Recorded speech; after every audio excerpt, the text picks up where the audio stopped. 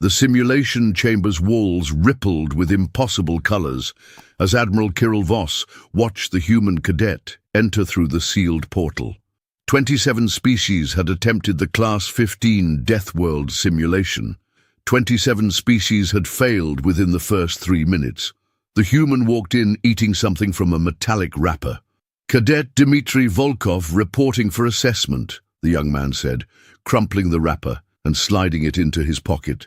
His heartbeat remained steady at 62 beats per minute. The medical scanners had to be malfunctioning. Admiral Voss's 4 eyes narrowed as she activated the recording systems. Every member of the Galactic Coordination Council would want to see this. Humanity had joined the galactic community only 6 months ago, their application fast-tracked through diplomatic channels with suspicious efficiency. Their homeworld's data had been classified as standard temperate, but something about the classification felt sanitized, too clean, too ordinary. "Initialize Class 10 parameters," Voss commanded, the standard starting point for new species. Most barely survived Class 8. The chamber transformed. Gravity increased to 2.3 times galactic standard.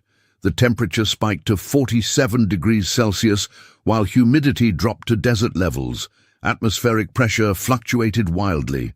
Acidic rain began to fall as the ground split open, revealing rivers of molten sulfur. Predatory constructs materialized from the shadows. Things with too many teeth and an insatiable hunger coded into their base programming. Volkov looked around with what appeared to be mild interest. He rolled his shoulders, cracked his neck, and began walking through the hellscape as if strolling through a park. When the first predator lunged, he sidestepped without looking, letting momentum carry the creature into a sulfur pool. The second and third attackers met similar fates, not through violence, but through an almost lazy efficiency of movement. "Fascinating weather you've got here," Volkov commented, wiping acidic rain from his forehead. The liquid should have been dissolving his skin. Instead, it beaded and rolled off like water. "Reminds me of summer camp in Siberia." Commander Thresh, observing from the control room, turned 3 shades paler. "Admiral, his vitals haven't changed. Heart rate still 62. Brain activity suggests he's bored? Increase to Class 12, Voss ordered, her voice tight. The simulation responded instantly. Gravity crushed down at 4.1 times standard. The air became toxic, requiring most species to die from their first breath. The temperature swung between -60 and +70 Celsius in 30-second intervals. The ground transformed into living crystal that tried to impale anything that touched it. Electromagnetic storms fried unshielded nervous systems. Volkov paused to examine one of the crystal formations. "Interesting mineral structure. Silicon-based, right? We had something similar in the Mariana Trench before the pressure experiments." He touched it with his bare hand. The crystal, designed to pierce through military-grade armor, crumbled, though ours were harder. The predators in Class 12 were different. Smarter, they hunted in coordinated packs, using the environment itself as a weapon. They could phase through solid matter, and their saliva was concentrated molecular acid. One materialized behind Volkov, jaws opening to reveal 3 rows of rotating teeth. Without turning around, Volkov grabbed the creature by what passed for its throat, lifted it one-handed despite its 300-kilogram mass, and used it as a club to beat away its packmates. When he was done, he set the dazed creature down almost gently and patted its head. Good effort, though. Better coordination than Moscow street dogs. "This is impossible," breathed Lieutenant Sektar, the Academy's leading xenobiologist. "No unaugmented biological entity should be able to function under these conditions, let alone treat them as recreational." Admiral Voss felt something cold settle in her stomach. 3 centuries of assessment protocols, thousands of species evaluated, and never had she seen anything like this. Class 15, maximum parameters, all safeguards overridden. "Admiral, that's..." Thresh began. "Do it!" The simulation chamber became something from the nightmares of nightmares. Reality itself seemed to break down. Gravity fluctuated randomly between 0.1 and 8 times standard. The atmosphere cycled through every toxic combination known to science. Temperatures reached the point where metal sublimated directly into gas. Time distortions created pockets where seconds stretched into hours. The predators were no longer mere biological constructs, but weaponized entropy given form. Things that existed in 11 dimensions simultaneously and fed on the concept of life itself. Volkov stopped walking. For the first time, his expression showed something other than casual disinterest. Voss leaned forward, expecting to finally see fear, panic, the normal response any sane being should have to facing their mortality. The human was smiling. "Now this is more like it," Volkov laughed. Actually laughed, as reality twisted around him. "You know, my grandmother used to tell me stories about the Tunguska event, said her grandfather was there when it happened, survived by doing exactly what I'm about to show you." What followed defied every law of physics the Academy taught. Volkov didn't fight the environmental chaos, he surfed it. When gravity reversed, he used the momentum to launch himself over hazards. When time dilated, he existed in multiple locations simultaneously, each version setting traps for the extra-dimensional predators. He turned the toxic atmosphere into a weapon, somehow igniting it in controlled bursts that created safe pockets of survivable space. The 11-dimensional predators, beings that had been specifically designed to be unbeatable, began to retreat. They recognized something in the human that transcended their programming. Not prey, not even a fellow predator, but something far more dangerous. An apex survivor from a world that had been trying to kill its inhabitants for 4 billion years and had failed. "Admiral," Sektar's voice was barely a whisper, "I've been analyzing the real data from Earth. Not the sanitized version they submitted, the actual readings from covert scans. And Earth is a Class 18 Deathworld. Naturally occurring, they evolved there, without technology, without augmentation, just adaptation." Voss watched as Volkov fashioned a shelter from the crystallized remains of the extra-dimensional predators, humming something he called Beethoven while working. His heart rate had finally elevated to 68 beats per minute. "Sir," another voice interrupted. It was Intelligence Officer Zane. His blue skin flushed purple with excitement. "I've decrypted part of their historical records, the ones they didn't want us to see. Admiral, they've been deliberately holding back. What we're seeing isn't even close to their full capability." "What do you mean?" "They have something called Olympic athletes who voluntarily push their bodies to extremes for entertainment. They have competitions where they swim across frozen oceans, run across deserts, climb into the death zone of their highest mountains where there isn't enough oxygen to sustain life. For fun, Admiral. They do this for fun." On the screens, Volkov had somehow tamed one of the extra-dimensional predators and was riding it through a temporal storm. His physiological readings showed he was entering something their computers labeled as flow state, a condition where human neural efficiency increased by 400%. "There's more," Zane continued, his voice dropping. "I found references to something called adrenaline. It's a chemical their bodies produce in response to danger, but here's the terrifying part. They've learned to trigger it voluntarily. They can become stronger, faster, more resilient on command. And some of them are addicted to it. They seek out danger just to feel it." "Cadet Volkov," Admiral Voss spoke into the communication system, her voice carefully controlled. "The simulation is complete. You've passed." "Already?" Volkov sounded genuinely disappointed. He dismounted from the extra-dimensional creature, giving it what appeared to be an affectionate scratch behind something that might have been an ear. "I was just getting warmed up. Don't suppose you have anything harder, maybe something actually challenging?" The control room fell silent. Every readout, every scanner, every piece of data they'd collected pointed to the same impossible conclusion. The human wasn't joking. He genuinely wanted something more difficult. "Define harder," Voss said carefully. "Well, back home we have this thing called free diving, where we hold our breath and go as deep as we can into the ocean. The pressure would crush most submarines. Then there's volcano surfing. You ride a board down an active lava flow. Oh, and have you heard of wingsuit flying? You jump off a mountain and glide through canyon systems at terminal velocity with just fabric wings. One wrong move and you're paced." He paused. "This simulation reminds me of the beginner's course at our Arctic survival school, the one they use for children." "Children," Voss repeated flatly. "Yeah, builds character. Though to be fair, we don't usually start them until they're at least 12. Before that, their bones are still too soft for the really fun stuff." Thresh pulled up a classified file on his screen, his manipulator appendages shaking. "Admiral, I found something, buried in their medical data. Humans have a condition they call hyperalgesia, increased sensitivity to pain.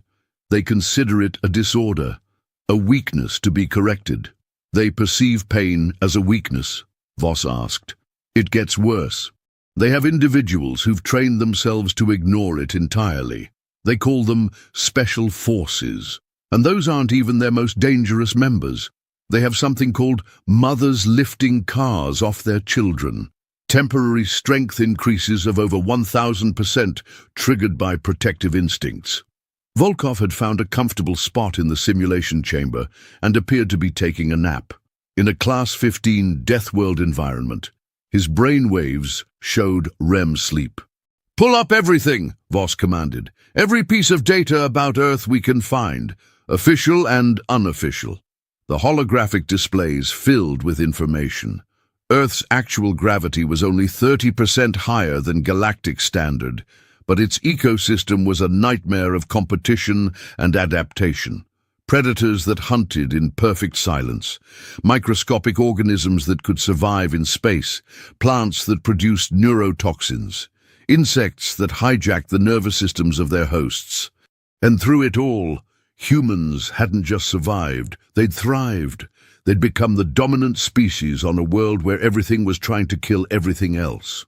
"Admiral," Sektar highlighted a section of data. "Look at this. They have a sport called boxing, where they deliberately damage each other's brains for entertainment. They have chemicals called alcohol and caffeine that are lethal to most species, and they consume them recreationally. They pierce their bodies with metal for decoration. They jump out of functional aircraft with nothing but fabric parachutes for fun." "And their military?" Voss asked, though she wasn't sure she wanted to know. "Their military..." Zane pulled up the classified files. "Their military trains by deliberately subjecting soldiers to torture to build resistance. They have a technique called stress inoculation, where they're exposed to increasingly severe trauma until they stop responding to it. They have units that operate for weeks without sleep. They have something called persistence hunting, where they simply follow prey until it dies of exhaustion, not by being faster or stronger, just by never stopping." A new file appeared, marked with every classification level the Galactic Council had. "What's that?" Voss asked. "Historical data, real historical data." Zane's voice was hollow. "They've had 3 global wars, the third one they don't talk about. It happened before their official space age. Admiral, they survived nuclear winter, on purpose. They deliberately triggered it to reset their ecosystem after they damaged it too badly. Half their population died. The survivors came out stronger. How is that possible? Evolution through bottlenecking. The weak died, the strong survived, and then they bred. Every human alive today is descended from those who walked through atomic fire and lived." Inside the simulation, Volkov had woken up and was doing what he called calisthenics, ritualized movements designed to maintain physical readiness. Push-ups in 8G gravity, pull-ups using the razor-sharp crystal formations as handholds. His palms should have been shredded. Instead, the crystals cracked under his grip. "There's a theory," Sektar said quietly, "about Deathworld evolution. Species from such environments don't just develop physical resilience. They develop psychological adaptations. They begin to crave danger because avoiding it entirely is impossible. They find comfort in chaos because stability doesn't exist. They become predators, Voss finished. No, Sektar's voice was barely audible. Something worse. Predators kill to eat. Humans developed beyond that. They kill for abstract concepts: honor, justice, revenge, love. They're the only species we've encountered that has a word for killing someone slowly to maximize suffering. They call it torture, and they've turned it into an art form. But they seem so peaceful, Thresh protested. They're diplomats, they're traitors. Camouflage, Zane interrupted. Look at these brain scans from their embassy staff. See these structures? They're actively suppressing their natural responses. They're performing diplomacy the way we would perform calculus, as a learned behavior that requires constant conscious effort. Their natural state is... He brought up a comparison chart. Human baseline neural activity versus combat state. The difference was a transformation so complete it might as well have been two different species. Their ancestors were persistence predators, Sektar explained. They would wound prey and then follow it for days. Not quickly, just steadily. Walking. Always walking. The prey would run, rest, run again. The humans would just walk. The prey would collapse from exhaustion, and the humans would still be walking. That's what they are at their core. The thing that never stops coming. Volkov's voice crackled through the communicator. Hey, not to be rude, but are we done here?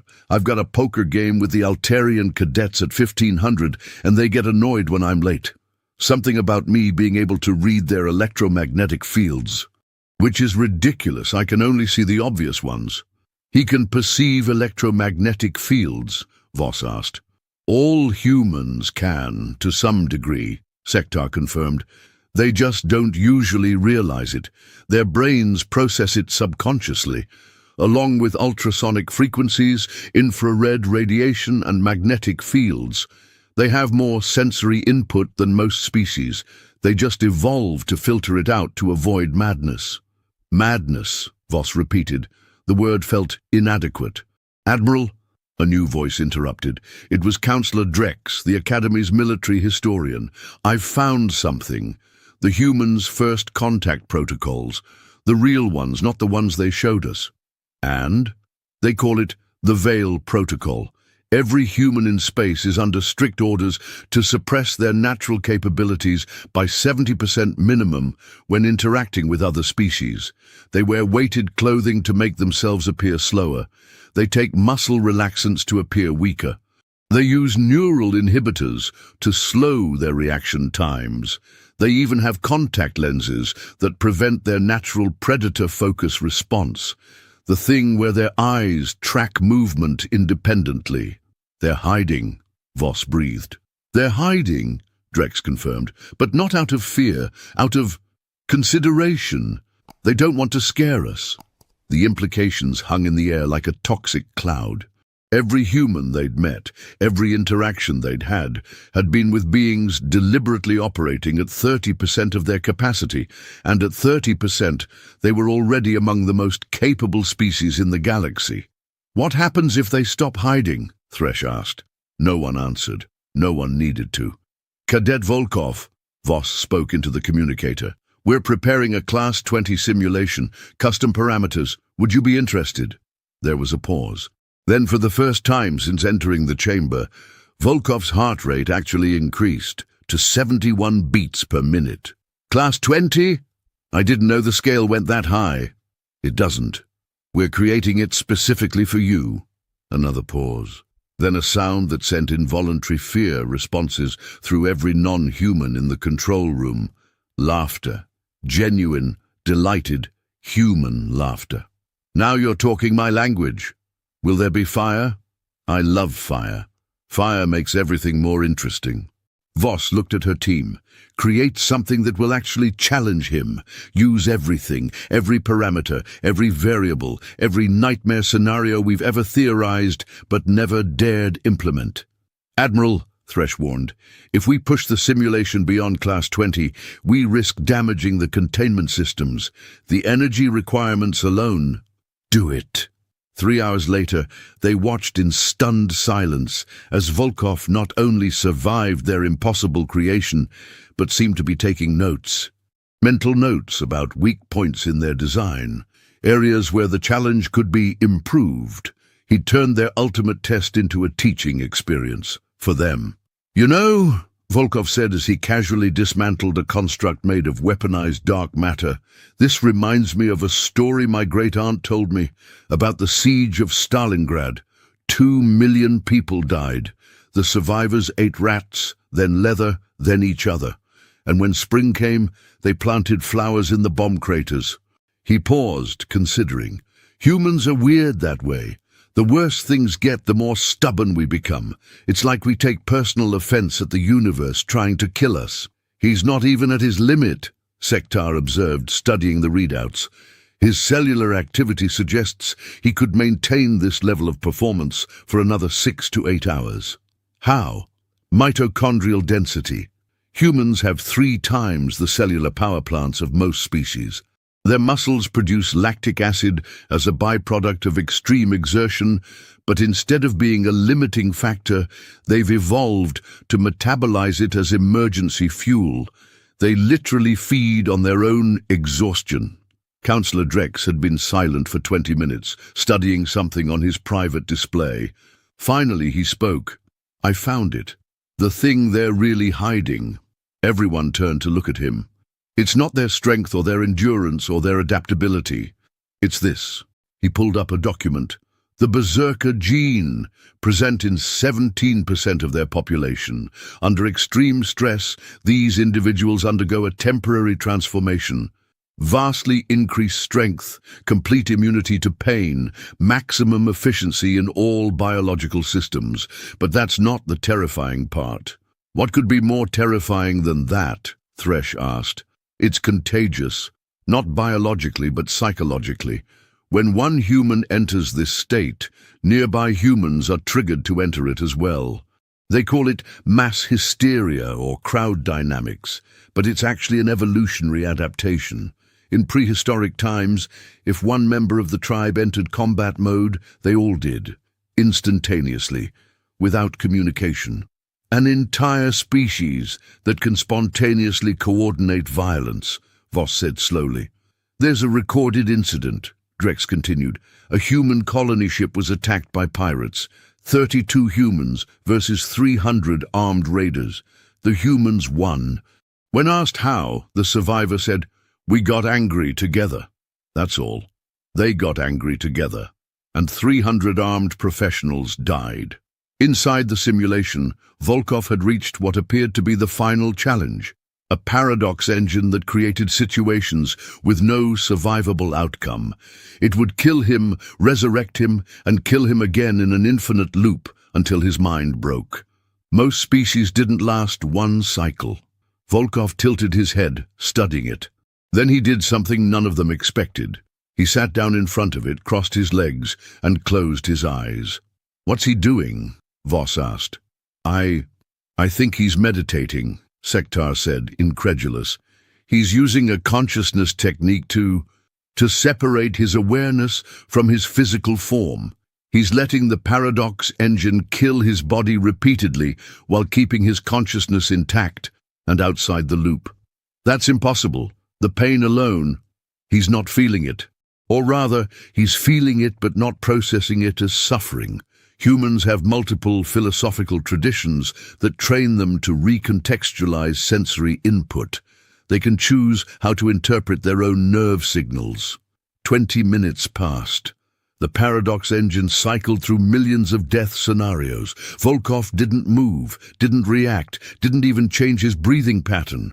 Finally, the engine overloaded and shut down, unable to process a consciousness that wouldn't break. Volkov opened his eyes and stood up, stretching like he'd just had a pleasant nap. Interesting design. The recursive algorithm was clever, but it had a logical flaw. Death isn't frightening if you've already accepted it. My grandmother used to say, Death is just another door. The scary part is not knowing what's on the other side. But if you're curious enough, even fear becomes anticipation. His grandmother, Thresh said faintly. He keeps mentioning his grandmother. Zane pulled up genealogical records. Ekaterina Volkov lived to be 127 years old, survived 2 nuclear winters, 3 pandemics, and something called the Yellowstone event. Had 16 children, all of whom became either soldiers, scientists, or... oh, what? Cosmonauts. Early space explorers. They went to space in vehicles that had a 50% failure rate. Voluntarily. Admiral Voss made a decision. End simulation. All parameters to stand by. The hellscape dissolved, leaving Volkov standing in a pristine white chamber. He looked genuinely disappointed. "Cadet Volkov," Voss said formally, "please report to briefing room 7. When he arrived, still casually brushing off residual simulation particles that should have been eating through his skin, the entire assessment team was waiting. Voss had also called in Director Hakari, the head of the Galactic Training Academy, and General Vex, Supreme Commander of the Coalition Defense Forces. "Cadet," Director Hakari began, his crystalline form refracting nervous light patterns, "we need to discuss humanity's actual classification." Volkov's expression didn't change, but something in his posture shifted, a subtle readiness that made everyone in the room instinctively tense. "I assume you've figured out we've been underplaying things," he said calmly. "Underplaying?" General Vex's voice was flat. "You've been operating at 30% capacity. 15% actually. 30% is for combat situations." The room fell silent. 15, Voss repeated. "Standard diplomatic protocols. We learned early that showing our actual capabilities tends to cause incidents. The Centauri Alliance nearly declared preemptive war when they saw footage of our Olympic Games. They thought we were genetically engineered super soldiers. Took 3 months to convince them that no, that's just what humans look like when they try hard." "And at 100%? General Vex asked, though his tone suggested he didn't really want to know. Volkov was quiet for a moment. "There's a reason we've never gone to 100% with other species present. The last time humans went to full capacity was during the Third World War. We call it the Burning. 17 days of unrestricted human warfare. When it ended, we had to genetically engineer new bacteria just to break down all the bodies. The radiation was actually the least of our problems." "You're describing an extinction event," Director Hakari observed. "We call it Tuesday." Volkov's expression was completely serious. "That's not a joke. It happened on a Tuesday." Sektar pulled up more files, his appendages moving frantically. "I'm reading about something called the Australian Incident, a settlement that was cut off during a terraforming failure. No supplies, no support, atmosphere turning toxic. They were written off as dead. 6 months later, a rescue ship arrived to recover bodies. They found a thriving colony. The humans had adapted to breathe the toxic atmosphere. They'd rewritten their own DNA through controlled exposure and meditation techniques. "That's not possible," General Vex stated. "That's what we thought," Volkov replied. "Turns out possible is a more flexible concept than most species assume. Humans have a saying, the difficult we do immediately. The impossible takes a little longer." "Why?" Voss asked. "Why hide this? Why pretend to be so much less than you are?" Volkov's expression softened slightly. "Because we remember what we are, what we're capable of, and we're trying to be better. Do you know what the most dangerous thing about humans is? It's not our strength or our adaptability or our ability to survive anything. It's our capacity for escalation.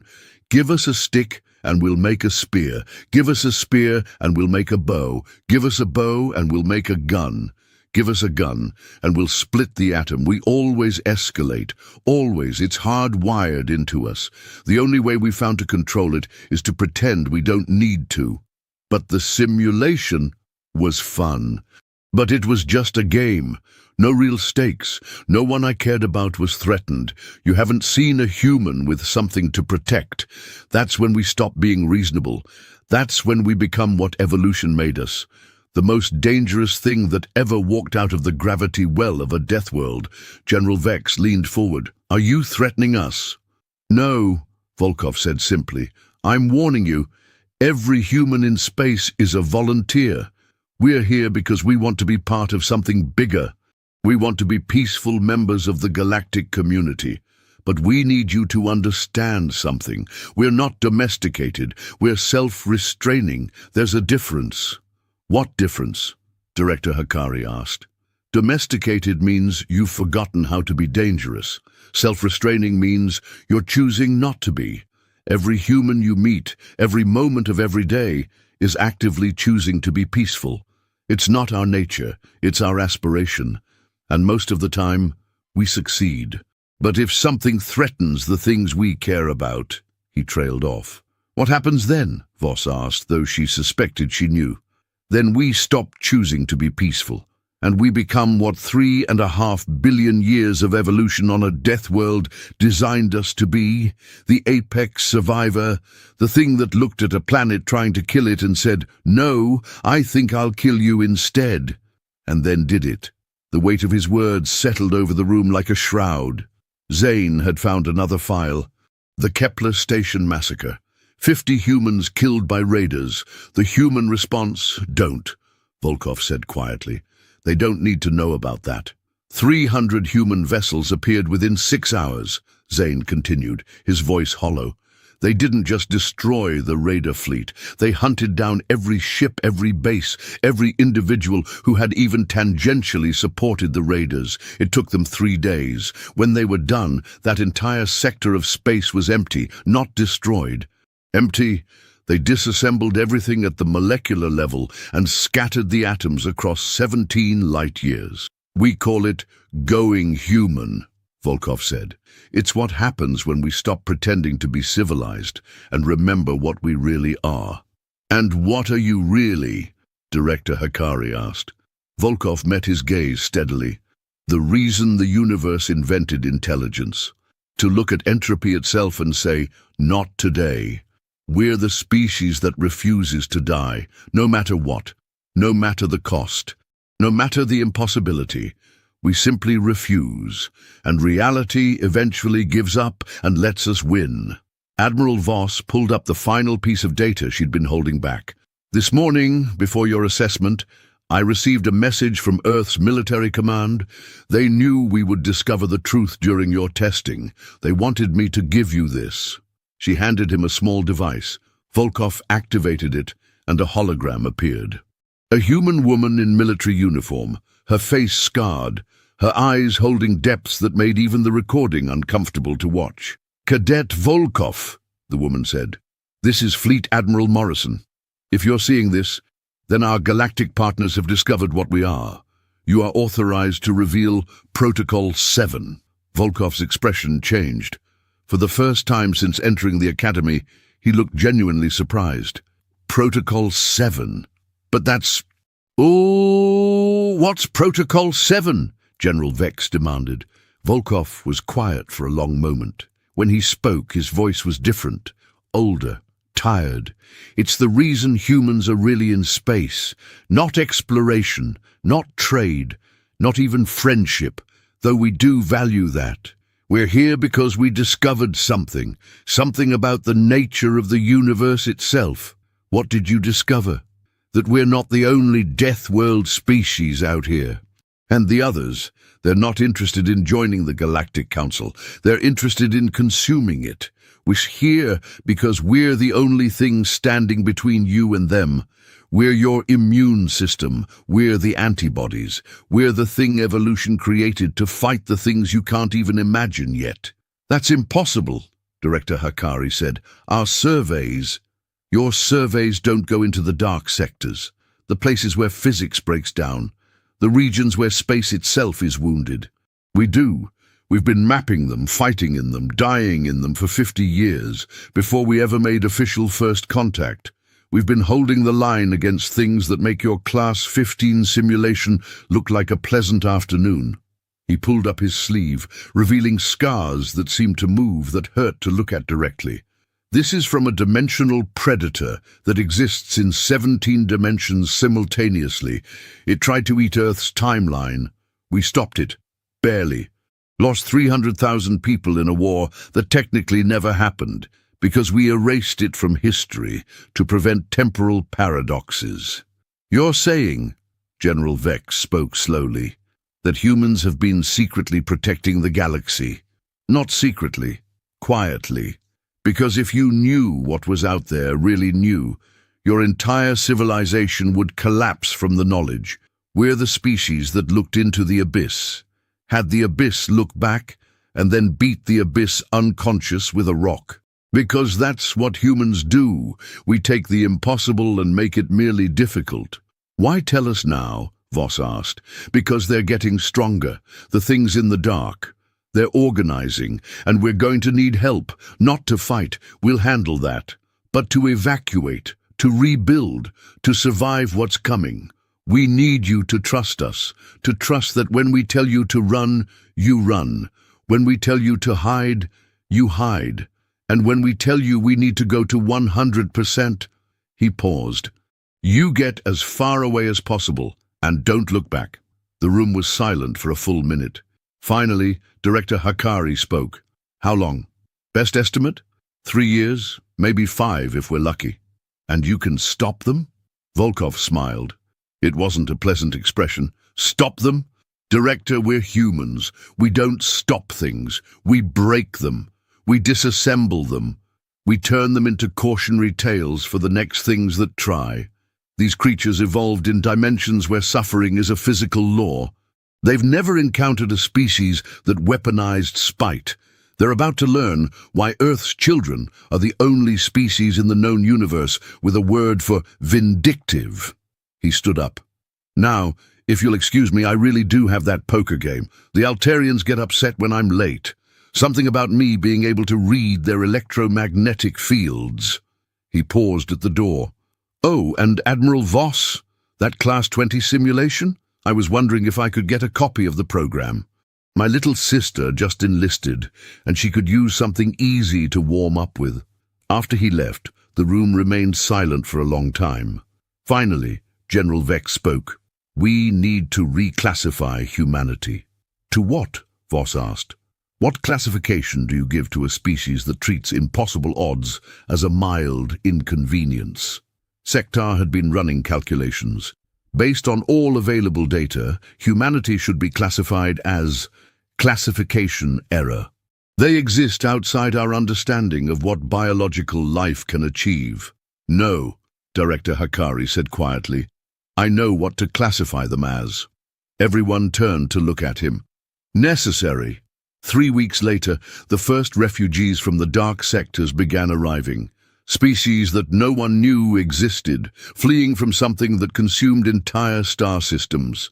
The Galactic Council mobilized every resource, every ship, every weapon they had. It wasn't enough. The evacuation ships were being overtaken when humanity's real fleet arrived. Not the diplomatic vessels they'd shown before, the warships, things that looked like they'd been built by a species that had weaponized the concept of overkill. Ships that carried weapons that didn't just destroy matter but unraveled the mathematics that allowed matter to exist. Volkov was on the lead ship. He wasn't a cadet anymore. The thing wearing his face was older, harder, scarred in ways that suggested dimensions beyond the standard 4. When he spoke, reality seemed to listen. "Protocol 7 is now active," he announced across all channels. "All non-human vessels retreat to safe distance. Minimum 1 light year. You have 10 minutes. "What are you going to do?" Admiral Voss asked. "What humans have always done. The impossible, the unthinkable, the necessary." He paused. "We're going to remind the universe why it evolved us, why it needed a species too stubborn to die, too angry to quit, and too creative to lose. And if you fail," Volkov smiled, It was the smile of a species that had looked at extinction hundreds of times and laughed. Fail? Admiral, we're human. We don't fail. We just find more creative ways to succeed. Although, he paused, you might want to make that safe distance 2 light years. We're about to do something that technically violates 7 laws of physics and at least 3 treaties we haven't told you about yet. The last thing Admiral Voss saw before the evacuation jump was the human fleet accelerating toward the darkness. Not away from it, toward it. Because that's what humans did. They walked toward the thing that everything else ran from. 6 hours later, the darkness was gone. Not defeated, not destroyed, gone. Erased from reality so thoroughly that the universe itself seemed confused by its absence. Where dimensional horrors had been consuming star systems, there was now just space. Clean, empty, normal space. The human fleet reappeared at the rendezvous point. Half their ships were missing. The ones that remained looked like they'd been through hell, rebuilt themselves, gone through hell again, and decided hell wasn't tough enough. Scorch marks that bent light. Hull breaches sealed with what appeared to be crystallized time. Weapons that were still cooling from temperatures that shouldn't exist. Volkov's transmission was brief. Threat neutralized, returning to standard diplomatic protocols. Please forget everything you've seen in the last 6 hours. Forget, General Vex sputtered. You just deleted an existential threat from reality. Tuesday, Volkov replied. This is just Tuesday for us. Admiral Voss found herself laughing. She couldn't help it. The absurdity, the impossibility, the sheer audacious insanity of humanity had broken through her professional composure. You really do this regularly? More than we'd like. Less than we're prepared for. Volkov's image flickered, damage to the communication systems. Admiral, there's something you need to understand. What you saw today, that was us at about 60%. 60. We never go to 100. Ever. The last time humans went to full capacity, we accidentally created a black hole. On Earth, we had to invent time travel just to go back and stop ourselves. Do you have any idea how embarrassing it is to be lectured by your future self about responsible use of antimatter? Sektar had been analyzing the sensor data. Admiral, according to these readings, they didn't just destroy the enemy. They retroactively prevented them from ever existing. The timeline has been edited. Those things never were. How is that possible? We asked ourselves the same question, Volkov admitted. Turns out, if you hit causality hard enough with a big enough stick, it stops arguing with you. We call it percussive maintenance. Works on everything from computers to the fabric of space-time. Director Hakari's crystalline form was pulsing with colors that had no name. The Galactic Council will want a full report. Give them this, Volkov said. A data packet transmitted. It's our standard incident report. Form 7 Alpha. Encountered hostile entity. Applied human solution. Problem no longer exists. No further action required. That's it? What else is there to say? The problem is solved. The refugees are safe. The galaxy continues to exist. Mission accomplished.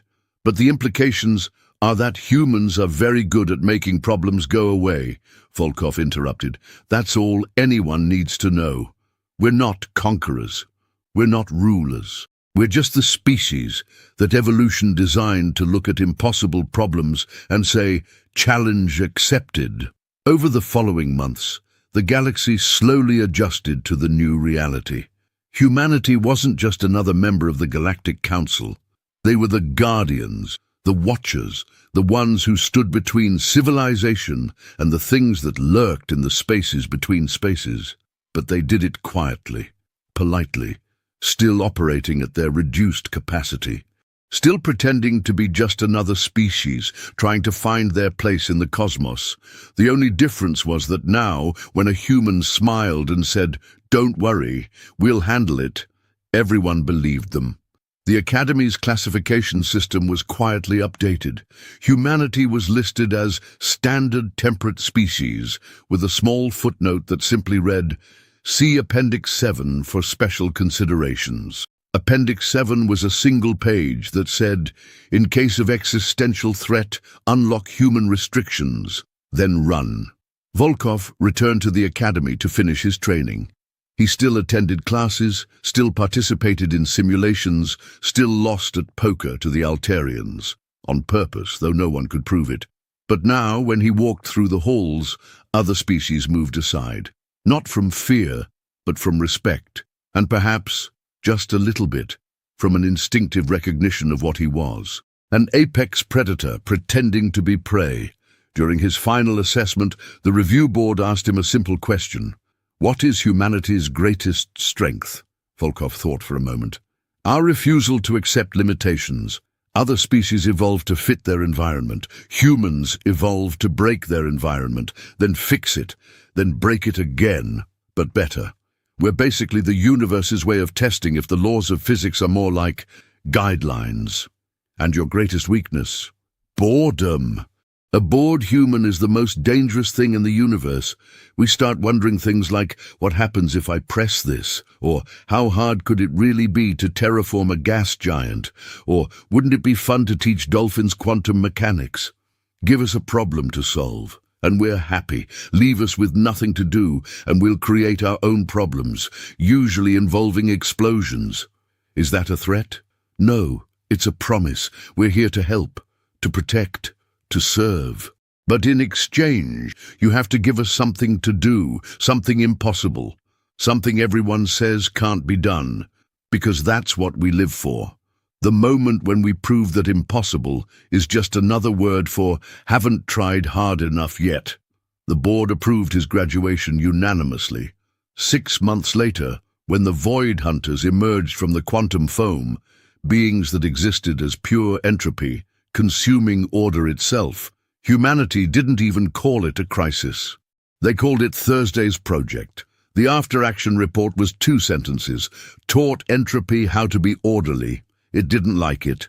A year after that, when the time predators started eating causality, humans responded by becoming temporarily acausal, existing outside of time, until they could punch the predators back into non-existence. The report had to exist in 11 dimensions simultaneously, would not recommend, gave everyone a headache. Each crisis was met with the same casual efficiency, the same understated reports, the same quiet return to normalcy, as if saving the galaxy was just another chore on humanity's to-do list, somewhere between invent FTL travel and figure out why cats purr. The truth was slowly becoming clear to the rest of the galaxy. Humans weren't just Deathworlders.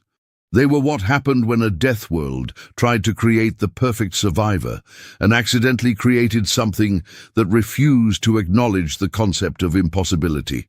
During a diplomatic dinner, the Altarian ambassador asked Volkov, now Earth's military attaché, a question that had been bothering everyone. Don't you ever get scared? Volkov considered this while absently bending a titanium fork into an origami crane. Of course we get scared. Fear is useful. It tells you when something is dangerous. But humans have a saying, courage isn't the absence of fear, it's feeling the fear and doing it anyway. We've been scared for 4 billion years. We just got really good at using it as motivation. Motivation for what? To get stronger, to get smarter, to get more creative. Every time something almost killed us, we figured out how to kill it back. Then we figured out how to kill the next thing that might try the same trick. Preemptive evolution. We don't wait for natural selection. We select ourselves. The ambassador's electromagnetic field flickered, the Altarian equivalent of a shudder. That sounds exhausting. It is, Volkov admitted. That's why we sleep. Only species in the galaxy that deliberately shuts down consciousness for 8 hours a day. Everything else thinks we're insane. You make yourself vulnerable for 1/3 of your life cycle. But that's how we process the impossibility of our own existence. We literally sleep through the existential crisis of being human. And when you wake up, we make coffee, a poison that makes us think faster, eat breakfast, and get back to spitting in the face of probability. 3 years passed. The threats kept coming. Things from outside reality, things from before time, things that shouldn't exist.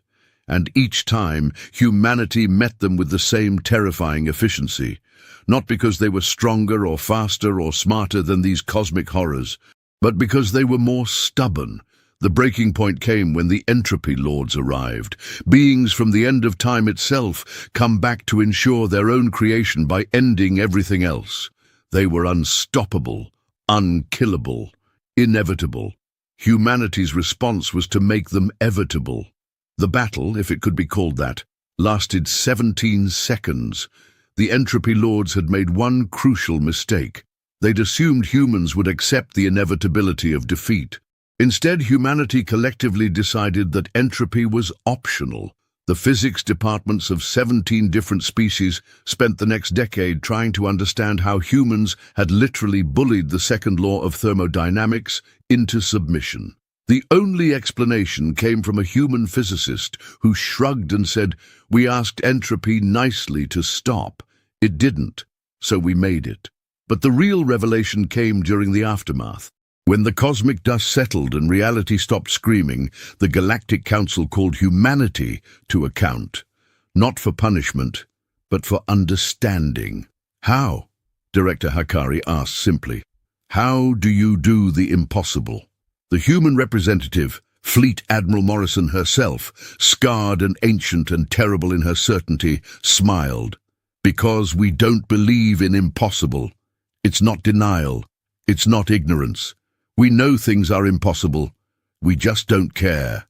Impossible is what happens when you stop trying. We never stop trying. But surely there are limits. Yes, we found them. Then we broke them. Then we found new ones. It's an ongoing process." She pulled up a hologram. "This is Earth, our homeworld, Class 18 Deathworld. It tried to kill us with ice ages, supervolcanoes, plagues, predators, radiation, poisonous atmosphere, unstable geology, and weather that can literally tear buildings apart. We're still there. It's still trying. We turned it into a garden with theme parks. Theme parks. Places we go for fun. We've turned every one of Earth's attempts to kill us into entertainment. Volcanoes, we surf them. Oceans, we dive to the bottom for sport. Storms, we fly through them. Death, we've turned it into an industry. Extreme sports, we call it." General Vex leaned forward. "Earlier, Commander Volkov mentioned Protocol 7. Are there other protocols?" Morrison's smile widened. "Oh, yes. Would you like to know about Protocol 1? The room tensed. Protocol 1 is the reason we're having this conversation in the first place. It states that humans will integrate peacefully with any galactic community we encounter. We will trade, we will learn, we will share, we will be good neighbors. But, she paused, it also states that if that community is threatened, we stop being neighbors and start being humans. And Protocol 2? That's the interesting one. Protocol 2 states that we will never, under any circumstances, reveal the true extent of human capability unless absolutely necessary. Not because we're secretive, because we're terrified. "Of us?" Sektar asked. "Of ourselves. Of what we're capable of when we stop holding back. The last time humanity went all out, we cracked a moon in half. Our own moon. We had to put it back together. Do you know how embarrassing it is to have to glue your moon back together? The other planets still make fun of us for it. You're telling us," Director Hakari said slowly, "that everything we've seen, every impossible feat, every reality-breaking solution, has been you holding back? Drastically, we operate at about 15% in normal circumstances, 30% for emergencies, 60% for existential threats. We've never gone above 70% with other species present. What happens at 100%?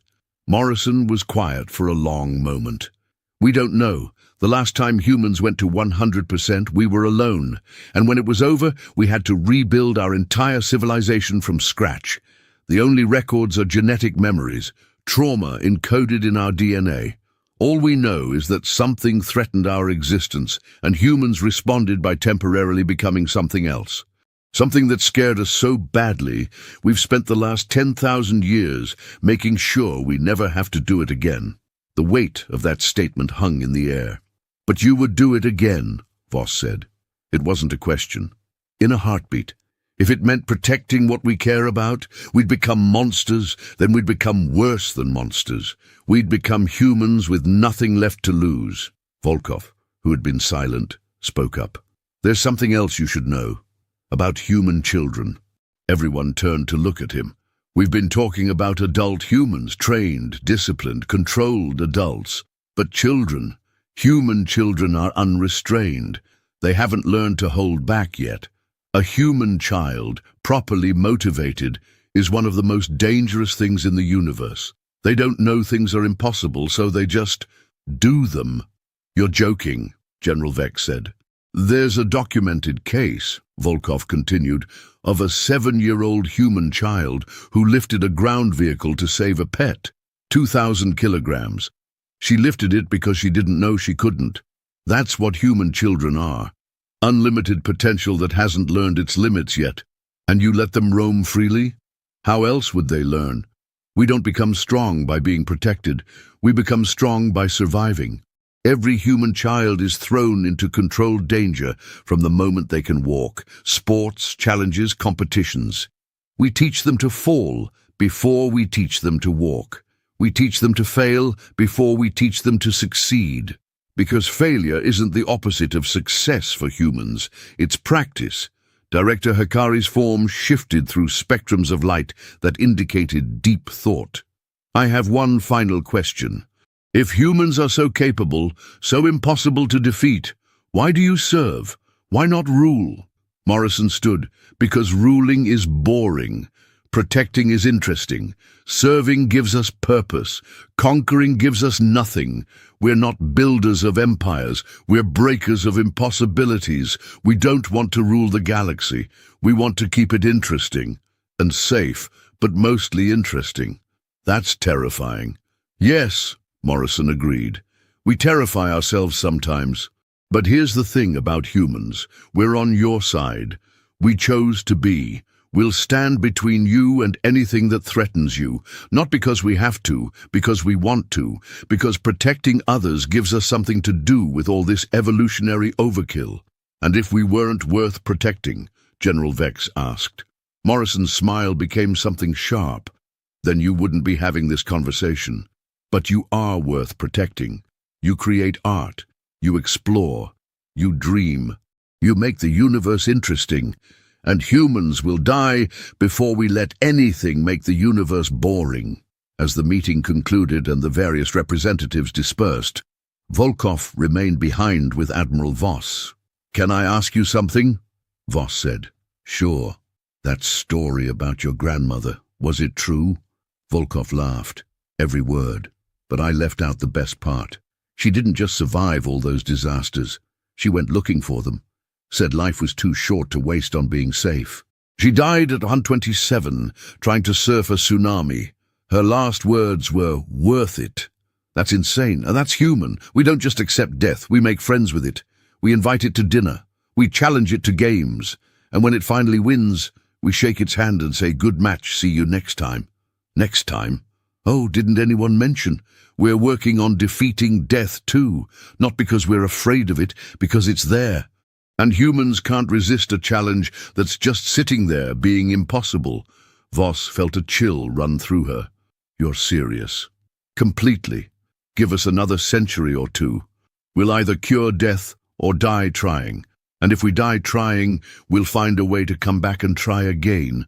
Because that's what humans do. We're the species that looked at the universe and said, 'I bet I can break this.' And if you do break it, then we'll fix it. Better. Stronger, more interesting, with probably more explosions, because humans really like explosions." As Volkov left, Admiral Voss sat alone in the briefing room, staring at the data about humanity. The impossible species